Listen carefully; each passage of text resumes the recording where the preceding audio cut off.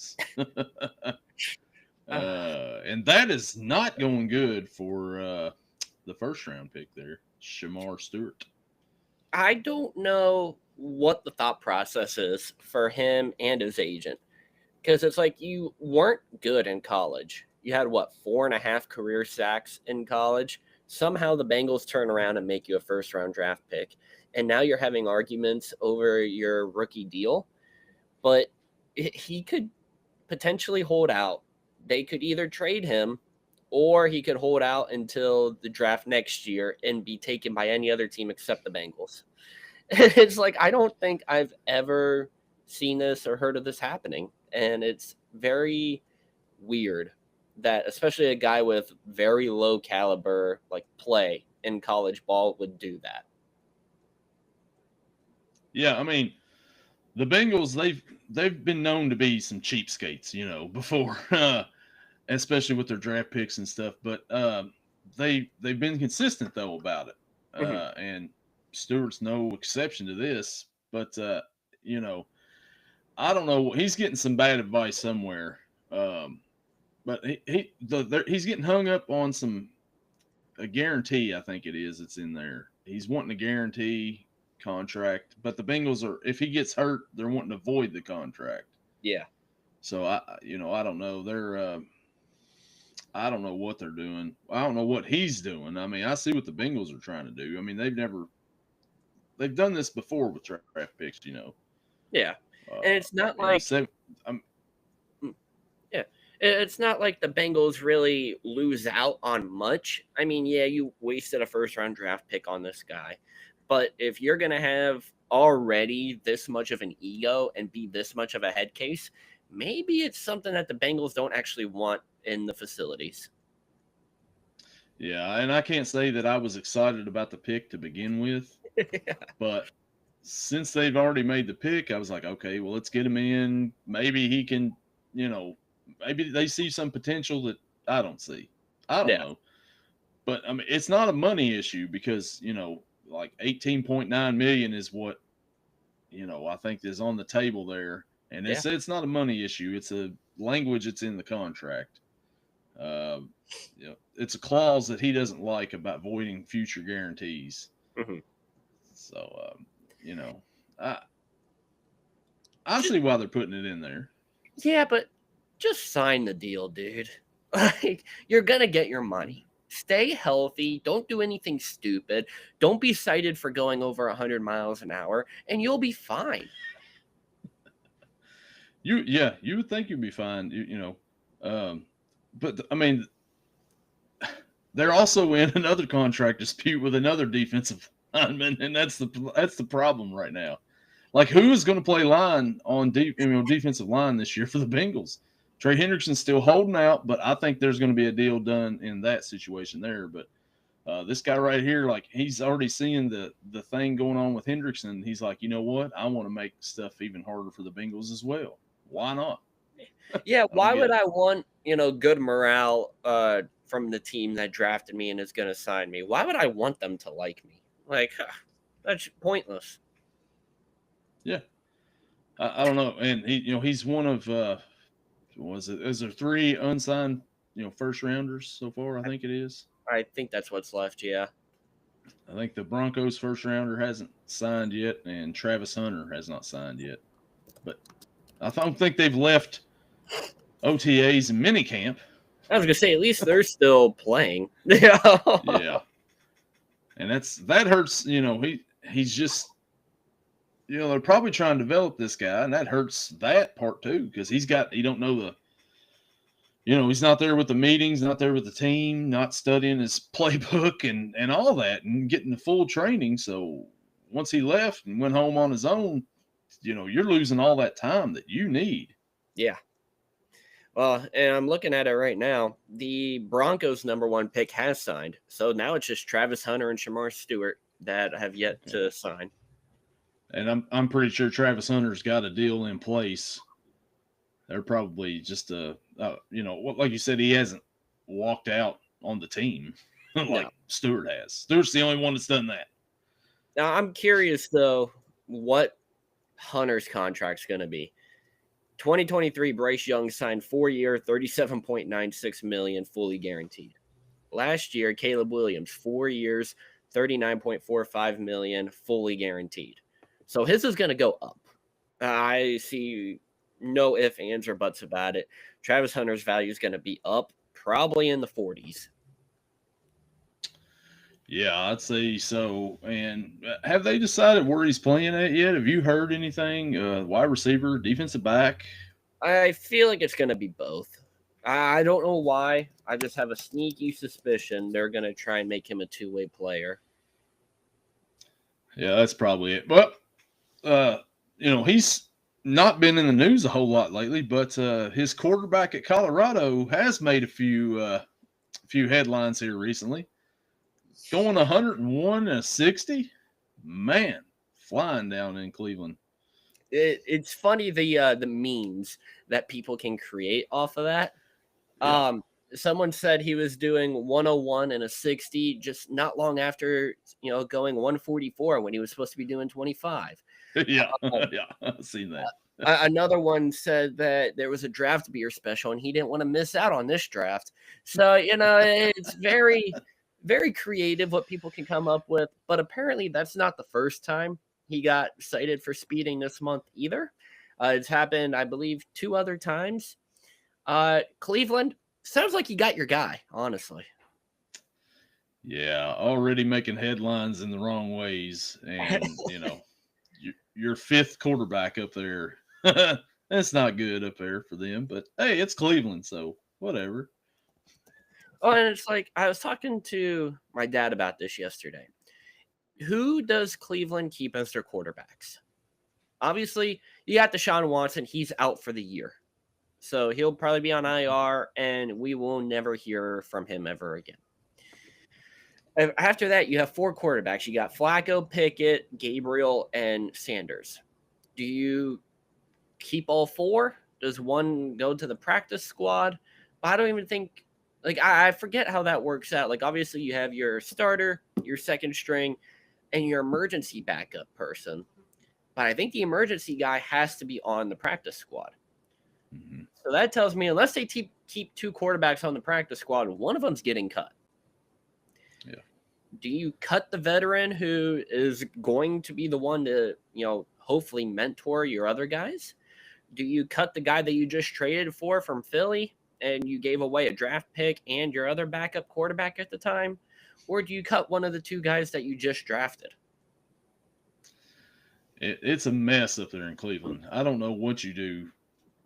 I think they're probably going to – I see them moving Flacco to some sort of coaching position or something like that, I don't know. But they've spent a lot on that position and, for not much in return. I was going to say they spent a lot and they have nothing to show for it. Yeah. If you have 4 quarterbacks, you have none, right? Ain't that the old saying? That's the case with Cleveland. They have none. I don't know what they do, but they're not going to. I don't see them cutting either draft pick. I don't see them cutting Kenny Pickett. That's the only thing I could think of. And I don't think you put Flacco on the practice squad. I don't know. I could see them. I don't know. I would like to say I could see them cutting Shedeur, but at the same time, you're going to face tremendous backlash if you do that. If you, if you cut Dylan Gabriel, he was a higher draft pick than Shedeur. So yeah. I don't know. And do you cut the vet? It's a hard decision. And I don't really know. Well, this thing is with that is they have an out right now. If they wanted, they could use this Shedeur Sanders speeding thing to be like, hey, he's already trouble. We can cut him, and it'd be like, okay, well, yeah, we see that there. So that could be their get out of jail free card right there. If they went ahead and just cut him, that would take care of a lot of decisions for them. But I got a feeling they're not going to do that. Yeah, I somehow have a sneaky suspicion that ain't going to happen. And you traded for Deshaun Watson, so you're not going to get rid of Shedeur over this. No, not at all. And who knows? They might keep Shedeur and hope he is the chosen one considering, what was it, LeBron James's rookie year for Cleveland Cavaliers. He had a 101 mile per hour speeding ticket as well. So, and look at the GOAT he became. So you never know.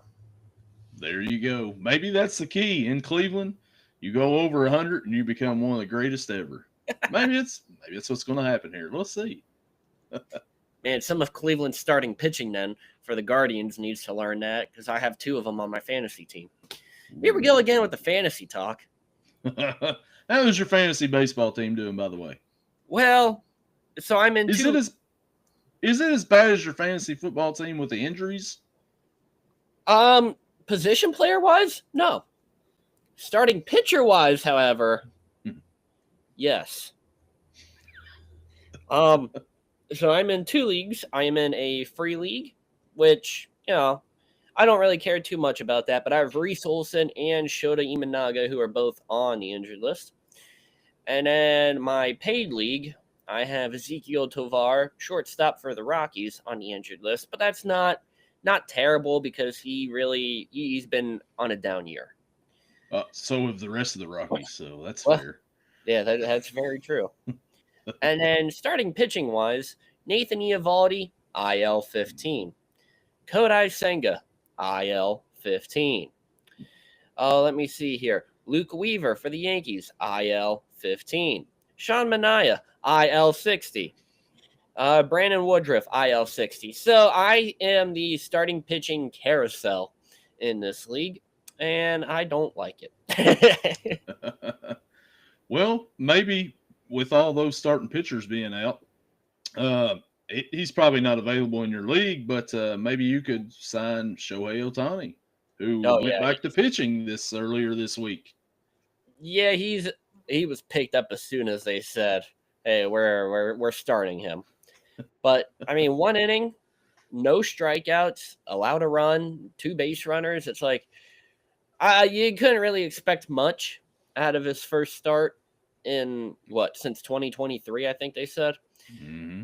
But did they rush him back too early? I don't know. They got his pitch count up there. The Padres, they did him some good work, but I don't know if it was too early or not. Yeah, I don't know, but that's the first time he's pitched since signing with the Dodgers. They said he's done a few bullpen sessions and stuff, I believe, before that. But 1 inning's worth. But they needed it. The Dodgers, they're down a bunch of starting pitchers, so they needed to see what they got in Shohei pitching wise. So he's back. I don't know if he's going to, when he's supposed to pitch again, or how much longer he's going to pitch, or whatever. But he's back pitching, doing both ways. The Travis Hunter, Travis Hunter's trying to do the Shohei, I guess. He did it first, but yeah. Excuse me. Well, just staying on the baseball talk. The Pirates, I'm over it. I'm over them. I'm over Pittsburgh. They split the doubleheader last night with the Tigers. 4-4 going into extras. You have a rain delay. You come back, and they score 4 in the top of the 10th. All right, cool. You win that one. But I feel so bad for Paul Skeens. Oh, yes. No decision again?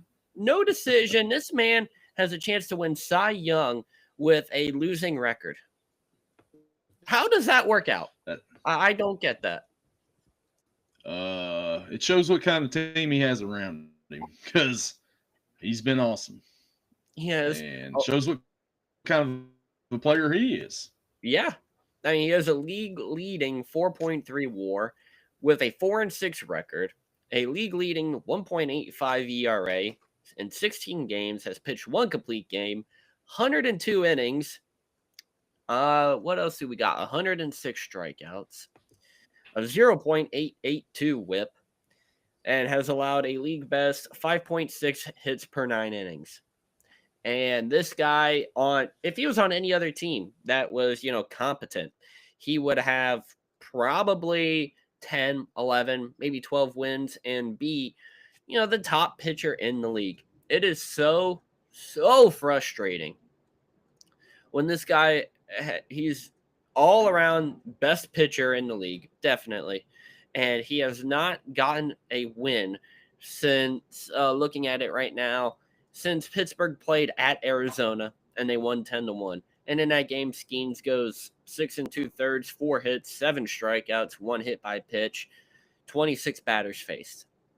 How can management not put a team around him that is decent, good? I'll take average right now. Don Kelly, the fill-in manager since Derek Shelton got fired, he's been okay, but nothing much has changed. The hitting hasn't changed. It's been awful. The only thing that has changed has been the pitching. The pitching is down almost, I believe, 2 full runs ERA-wise since, Shelty was fired. And I don't know if that's an Oscar Marin, their pitching coach thing, to where maybe he's figured something out, something has just clicked, or if it's Don Kelly just saying, you know what, go out, do your thing, and have fun pitching-wise. But it's annoying, and management needs to figure something out. I don't know much about the Reds and how they're doing, but I can imagine it's at least better than the Pirates.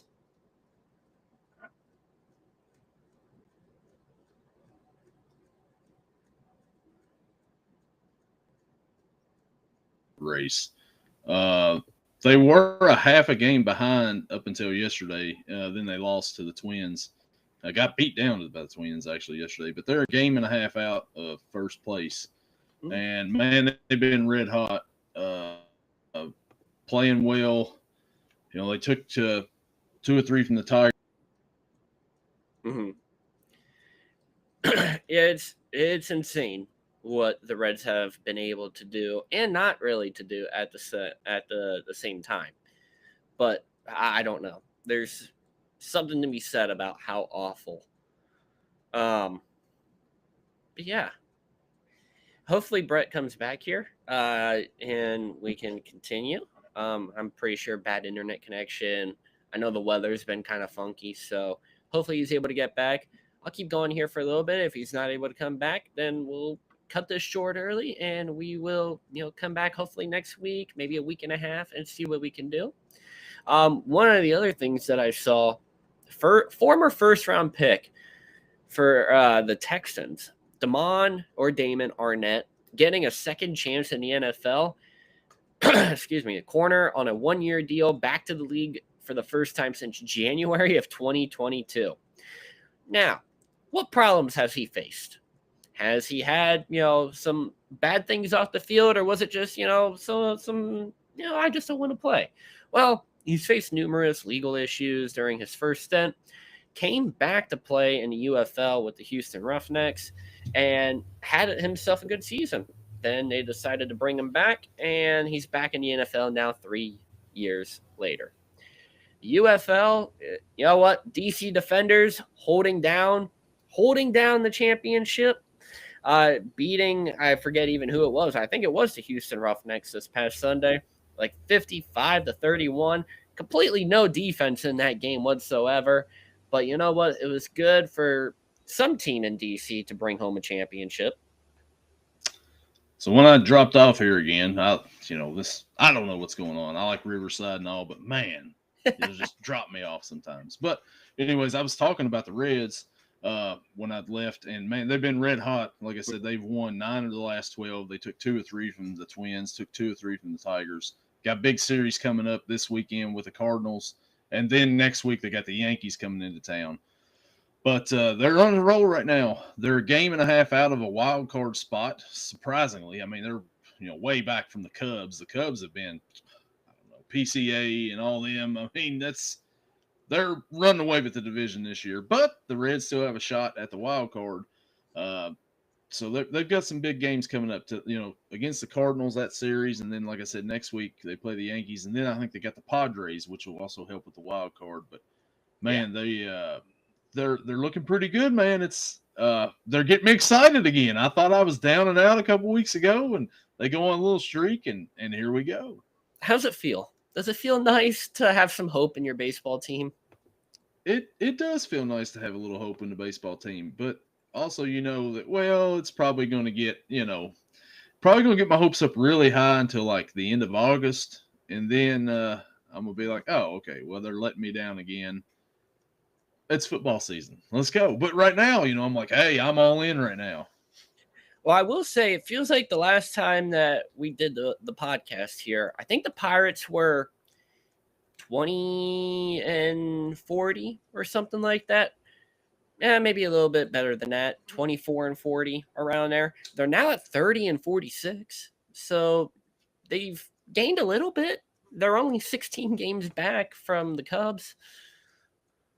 That's it. Only 16 back. And in the wild card, they're only 11 games out. So Yeah, so like there's a hey. chance. And hey, since the last time we've recorded, in their last 10, the Rockies have went 5-5. It's better than the Pirates in the last 10.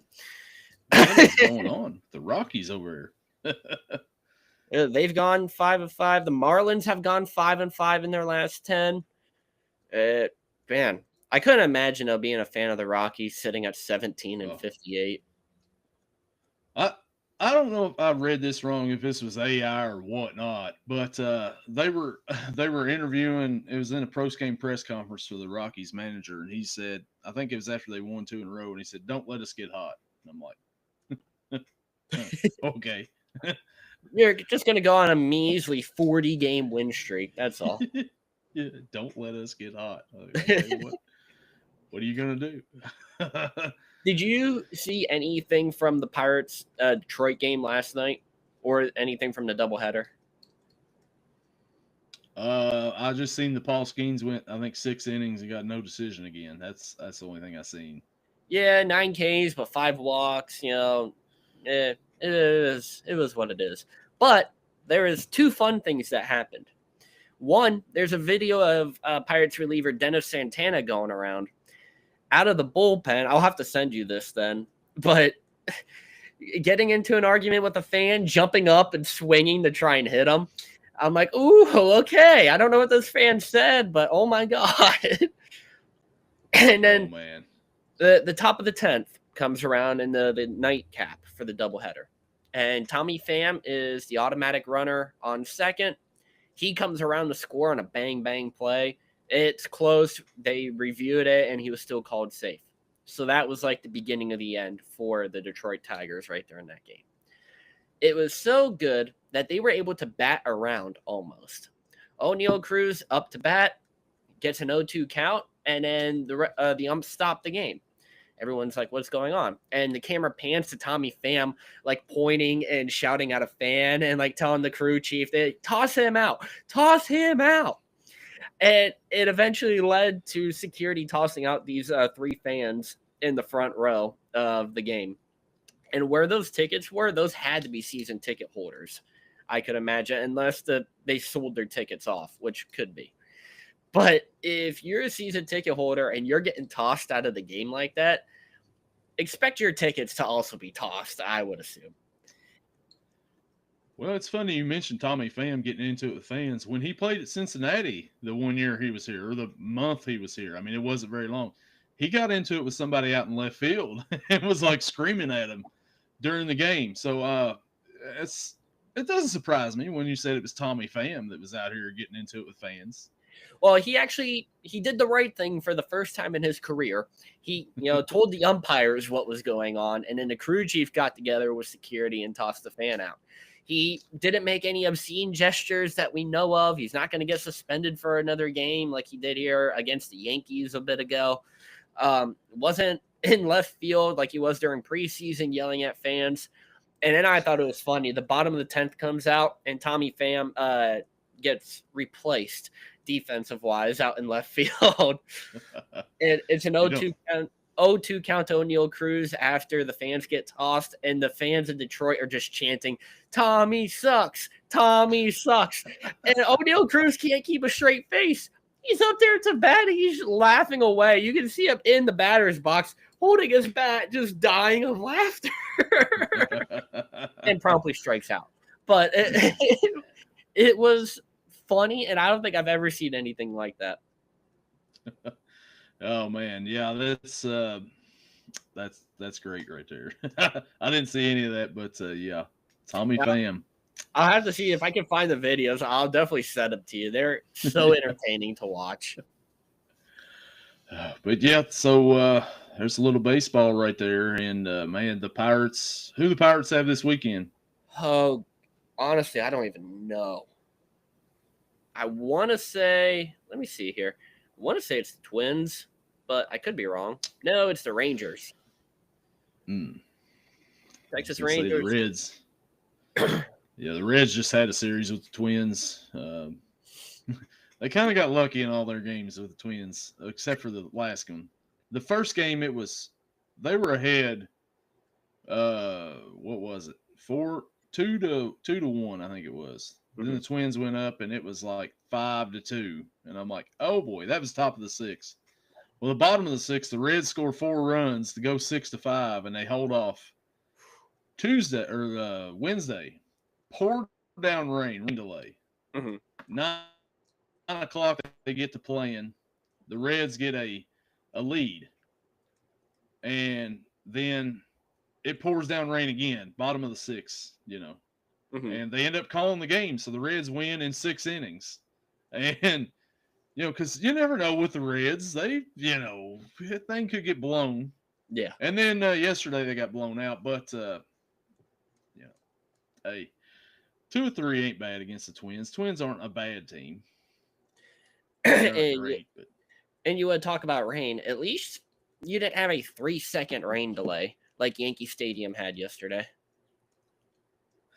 3-second rain delay. I think I missed that. Yeah. The tarp was on for 3 seconds, and then the rain stopped.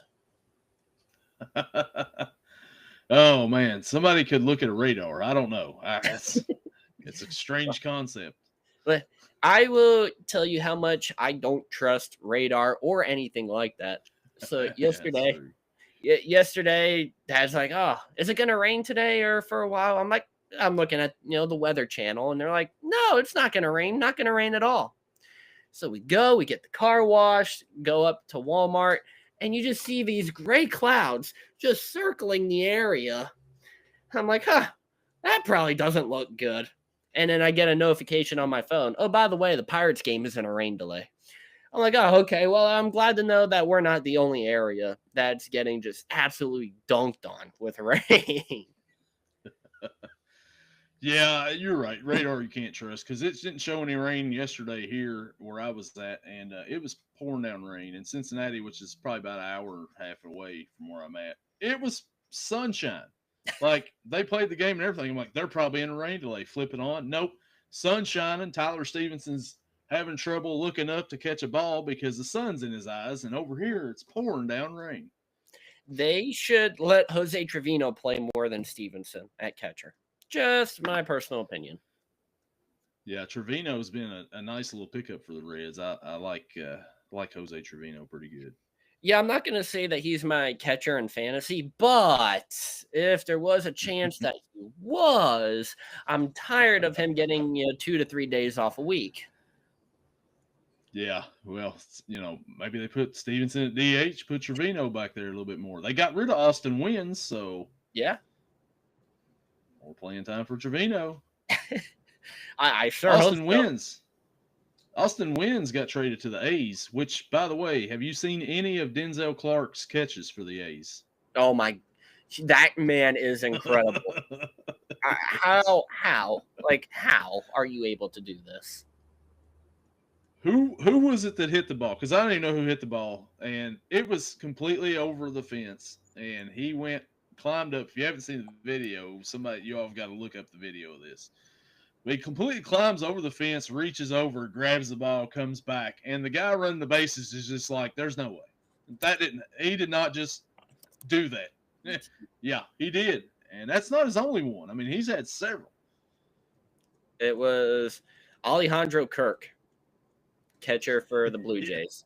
Blue Jays, yeah, that was amazing. And then the other one where where he's full stride and runs right into the wall. Yeah, oh my god, and hangs on to it. That had to hurt. He's something else. Yeah. For the A's to have what the A's have, which is not a whole lot to cheer for that team. Have somebody like that out there to make things exciting. He definitely makes things exciting for him. Oh yeah, he makes things exciting. I don't know how he is with the bat, but his fielding wise is phenomenal. I looked up the lineup one day just to see, where he's playing at and where he's batting at. He's batting like 8th, so I'm sure that he's probably not the best hitter, but he's probably not on the team for hitting reasons. No, definitely not with these stats. Let's see here. He spent time between AAA, Las Vegas, and the majors. In the majors this season, he has played in 24 games, has 77 at bats. He has 15 hits for a whopping 195 batting average, 225 on base percentage, 2 walks, 4 stolen bases. How many strikeouts does he have? 36 strikeouts. So that's what, a 50% strikeout rate? Yeah, you can see. So you mentioned that he was playing for the AAA Las Vegas team. Yes. That's interesting. That's going to be the major league team here for long, Las Vegas. Are they going to be? Is Sacramento going to be the AAA spot for the A's or what? That's a good question. I don't know. I didn't even think about that till you just brought it up. I thought it was kind of interesting. You was like, yeah, the AAA Las Vegas team. I'm like, oh, that's going to be the major team for long. He wasn't bad in AAA either. Batted 286 in 31 games. Then they call him up, and he's like, nah, I only want to field. I don't like this ball to bat thing. I will be below average at the plate, but I will be elite out in the field. Let's go. Too bad there's not a designated fielder position. Yeah, he would fit that. And yeah, they should let pitchers come back to hit, have a designated fielder and a designated hitter. The pitcher can just take the spot of the designated fielder in the batting lineup. Yeah, it's completely the opposite of what Shohei wants to be. He's like, I will pitch and I will play designated hitter. Yeah. And it's like, okay, I'll do both. That's why, like, if you do that, you create one extra spot there for a hitter in the Dodgers lineup. Yeah. And that's why they're so, I don't know, dangerous. Favorites to win the World Series again. Yay. Yeah. I'm just hoping the Reds make the playoffs. I'm not even worried about trying to win a World Series yet because of what all's out there. Talk to me in a year so this way I can go, I hope the Pirates just make the playoffs too.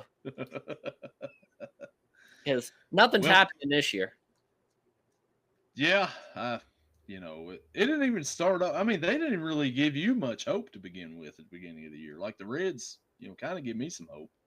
The only hope I had was when Derek Shelton was fired and Don Kelly was named manager. Now, they've put on some good win streaks, but like I mentioned earlier, the pitching-wise has been why. They are down almost a run and a half starting pitcher ERA-wise since Derek Shelton was fired. Hitting-wise, they're still bottom 3 in the league. So, not much difference there. Yeah, if you give up 2 runs and you're only scoring 1, it really doesn't matter. The Reds have had that issue before, but there'll be some games the Reds won't score anything. Next game, they're like, there's 11 runs. I'm like, save some for tomorrow. Here's 24 runs. Like, save some for the rest of the week. All right, please. Save some for the rest of the year at that point. Yeah. So, man, 24 runs in a game, and then you can't score 1 the next day. It's bad. Well, more consistency is what I need. I did see here a couple weeks ago, the Pirates brought up good old Nick Solak from AAA, former Reds player there. Did great in AAA, batted 300. Did great in spring training, batted over 300. Comes up to the majors, I think, batted 100. I think with the Pirates, he's now back down in AAA. So, you guys need to keep all these AAA warriors and not let Pittsburgh take anymore. Well, speaking of, yesterday at the end of the game, there was 2 outs, and the Reds had good old Connor Joe up, former Pirates great, and he struck out to end the game. So, I mean, we're trading things right here, So, like Joe, like with a name like Connor Joe, I mean, like that's his last name? Joe is his last name? Like, you sure you didn't just make that up? To be fair, in my defense, Connor Joe was a Padre before he came over to the Reds. Nick Solak went Reds Pirates. Here we go. There was a gap in between the Pirates and the Reds there. There was the Padres there. It So was the they get Padres that made him point. a bad hitter, not the Pirates. Either way, I would be glad if Connor Joe played, in Louisville or Dayton, somewhere in the minors would be fine. That's where he belongs. Or any other major league team. Yeah, give him to the Rockies. I will take Kyle Farmer back. I don't. It doesn't matter. Yeah, I know that's bad because they'll give you German Marquez for him. I'll take it. We've already taken Garrett Hampson from the Rockies this year, and I mean that was something. I don't know. I don't know if you want Marquez and his 6.11 ERA across 15 games and has 50 strikeouts and 73 2/3. Yeah, probably not. I mean, Nick Martinez didn't have the greatest game yesterday, but I would still take him over Marquez. Yeah, at least Martinez can strike people out. Yeah. Well, so you mentioned the UFL championship. Congratulations, your Defenders. Thank you. They beat the Michigan Panthers. Panthers, that's right. That's who it was. Yeah, they beat them. So I didn't catch much of it, but it was a high scoring game. So you like offense and not great football. That's the game for you right there. That's why. Excuse me. I'm sure you saw me post it to where I said Jordan Ta'amu was robbed of the MVP award for the league. So what's he do the following week? He just goes out, 21 of 28, 4 touchdowns, and a record 390 passing yards. That's all. Did he also add a rushing touchdown in on that? Oh, I'm sure he did. They only scored 5 total points, so they had to do something. Yeah. Well, hey, you keep putting up offensive numbers like that. I mean, people tune in. People love offense. And the Defenders were without some of their big playmakers this year. Last year, they had a great wide receiver in Lucky Jackson. He went to the Vikings. They had running back Abram Smith, who I kept saying, Steelers, please sign this guy. Sign this guy. Sign this guy. And then he tears his ACL. So then I was like, don't sign him. Don't sign him. We don't need that. No. So he was out as well this year, and they were still able to put on a better performance and win the championship. So I can't be too upset with that. Yeah, hey, at least one of your teams is out here winning the championship. I'm still, mine's no. At least a DC team is winning a championship too, because that ain't happening anywhere else for a while. No. It was the last one, Washington, 2019 with the World Series, the Nationals. Yeah. Because I don't think the Commanders are winning anything. No. The Wizards aren't winning anything. The Capitals aren't winning anything. No. Yeah. It's the Defenders. That's it. It's the Defenders. What's the saying? Defend the Capitol and get a beer snake going. So, staying in football here, there's some news in the division. Last week, a buddy of mine, he's a big Packers fan, and he loved Jair Alexander. Yeah. So, I seen the Packers are releasing Jair Alexander. I sent it to him, and he sent the WTF, and I'm like, I don't know. I have no idea. And then I seen that the Baltimore Ravens signed Jair Alexander, and I'm like, I did not see that they did that. Yep. They signed Jair Alexander. And I'm like, great. That's just what I want to see. Twice a year. Pittsburgh can one-up them and go sign Jalen Ramsey. Or would they? Would they sign Jalen Ramsey? I would love for that to happen, but I highly doubt it. Yeah, I don't know. But yeah, I seen that. He's coming to the division. And how's Aaron Rodgers done? Have you heard since signing? Has he been a model citizen? Yeah, got married. I've seen that. Well, we think he's married. Not too sure, actually. Apparently, public record has him not married, and his family didn't know anything about it. So I don't really know if he's actually. To be fair though, he doesn't even talk to his family. So That is very fair. Very fair. But from everything I've seen and heard, he's a great teammate. Will Howard is learning from Rodgers. And, you know, not much more you can really say about that. He's not in the news, which is a great thing. But it's okay, I guess. I'm looking at it right now. I don't know anything about the article, but all it says from Sports Illustrated 3 hours ago. Pittsburgh Steelers Aaron Rodgers drawing scary Tom Brady comparison. I hope that's a good thing. I don't know, but I hope that's a good thing. Scary Tom Brady comparisons. Wow. Yeah. Well, they had seen that he was wearing. I had heard somebody talking about where he had. They seen the wedding band, and they was like, "Hey, did you get married?" And he's like, "Yeah, I got married." There's a theory going around that he didn't actually get married to somebody else, but he's saying that he has married himself. Yeah. You know what? You gotta love yourself. Gotta love yourself, and some people just love themselves more than others. So, hey, why not? I guess. You know what? If I'm a Pittsburgh fan and Aaron Rodgers is married to himself, and he goes out and he throws 35 touchdowns, like 6 picks, 4,000 yards this year, and leads us to the playoffs, leads us to a playoff victory. Yeah. And we're in the AFC Championship. I don't care who he's married to. Heck, as long as he helps on the field. I'm okay with 3,500 yards, 22, 23 touchdowns, and 6, 7. I'll even take 8 picks and a playoff victory. You could be married to your left big toe at that point. I don't care. Yeah.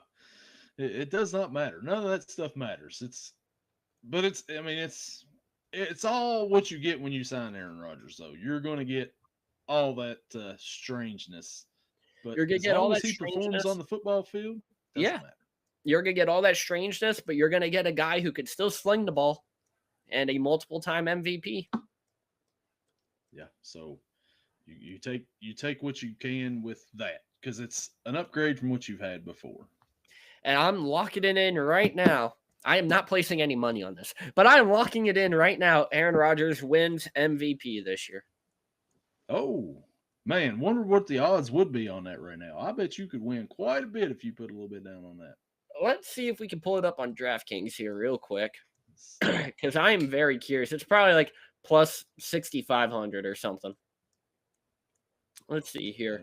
Where's the NFL? Does DraftKings even have the NFL right now? Yes, they do. Oh, I'm sure they do. They've got futures on there. No doubt. Futures. Here we are. Oh, do we got MVP? Where's the MVP?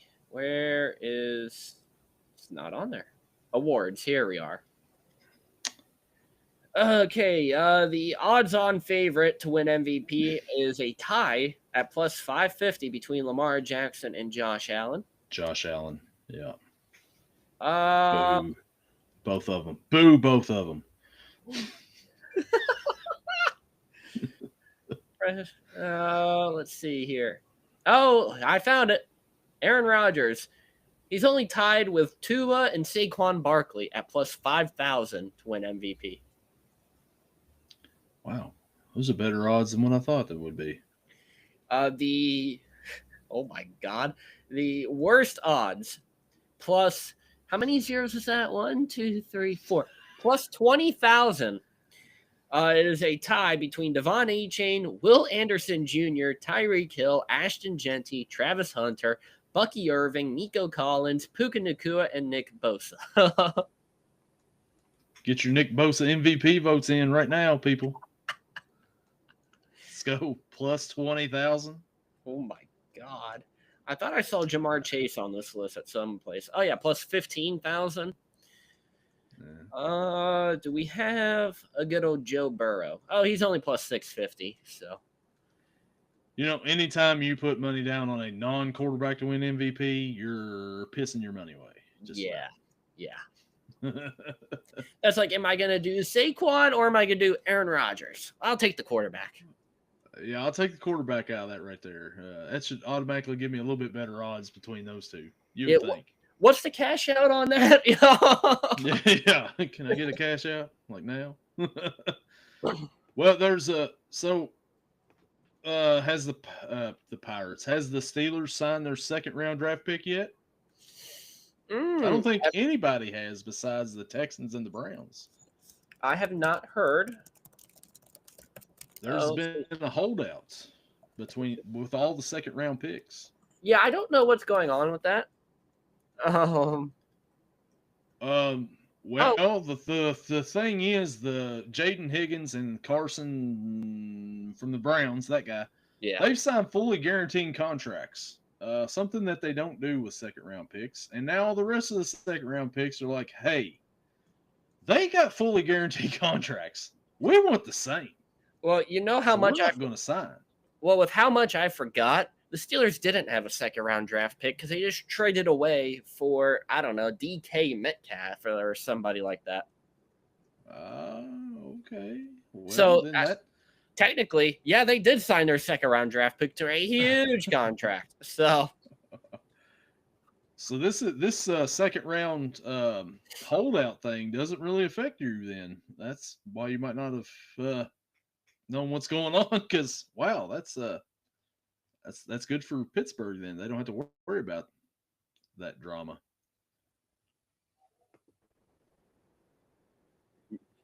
Love it.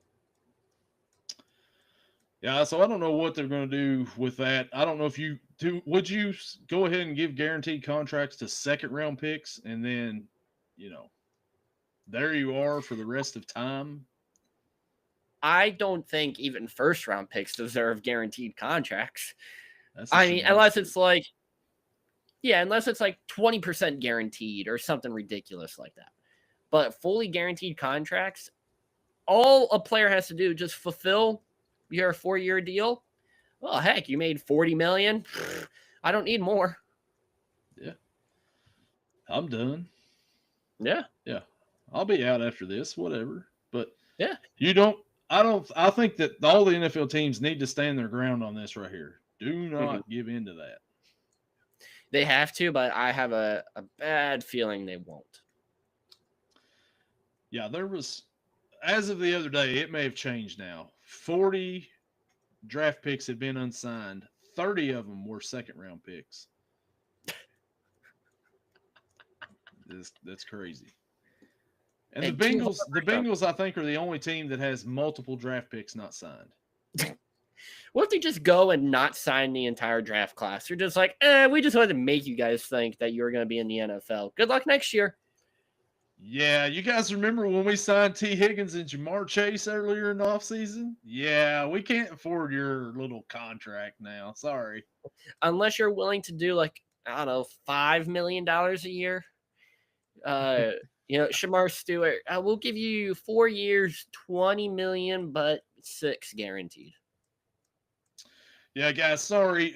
We'd signed those guys. We're getting ready to sign Trey Hendrickson for a 3-year deal. You're just gonna try next year. Maybe you'll get drafted to a good organization that'll pay their players. I don't know. We'll see. Or we could just trade you away and send you off to another team that won't want to deal with your ego. Up to you. Yeah. We'll get some draft picks for them and we'll use them very wisely like we do every year. And we'll go from there, guys. Let's do it. I'm very curious if they did trade away Stewart, what they would get in return. I bet it's not a first round pick. Be lucky, I bet, if it's a 3rd round pick. So, yeah, even if you traded to like Philly, the last pick in the draft, they're not giving up that last pick in the draft for Shemar Stewart. No, not at all. I don't get it. I don't get it. I don't get the pick. I don't get his holdout. Nope. I don't understand any of it. There's a lot in this world we'll never fully understand. And this is just icing on the cake. Yeah, it's the Bengals, so I know like they're not really fond of paying players. You've seen some of the drama with T. Higgins and them, but they actually paid them. But I think that was a Joe Burrow thing right there. It's probably why they ended up paying them. Because if not, they probably would have let T. Higgins go. Well, not only that, Uh, but at least T has like proven himself to the team. mhm. What has Stewart proven to the team? That you have a big He ego. has, yeah, he hasn't even proven anything when he was at Texas A&M. Exactly. So I'm still buffaloed on this man being a first round pick. Oh yeah, me too. And it's my team that drafted him, so that's even better. That's wonderful. God. Well, man, was there anything else that went on this past week that you could think of, or anything you want to throw Nothing out I could there? nothing I could think of. Yeah, I think that's it. I don't really watch much basketball or much hockey, so I can't really talk about those. Well, the Florida Panthers are your Stanley Cup champions. If anybody cares, there. I'm not much of a hockey guy either. I seen they beat the Montreal. Is it the Montreal, the Edmonton? I don't know. One of them Canadian teams that hasn't won, which is supposed to be their sport. Like, come on, win a Yeah. Stanley Cup in this century, right? Uh, but yeah, a team from Florida. Because I mean, you associate ice with Florida, right? I mean, because it makes a lot of sense. Yeah, of course. Uh, yeah, but that's your Stanley Cup update for Yelling from the Couch. And then the NBA playoffs, the Thunder and the Pacers are going to Game 7 on Sunday. All That's right. your update for your NBA. Yeah, not much on the NBA myself either. So, but that'll do it for us this week, and we'll be back again soon. Yeah. We'll see you. Later.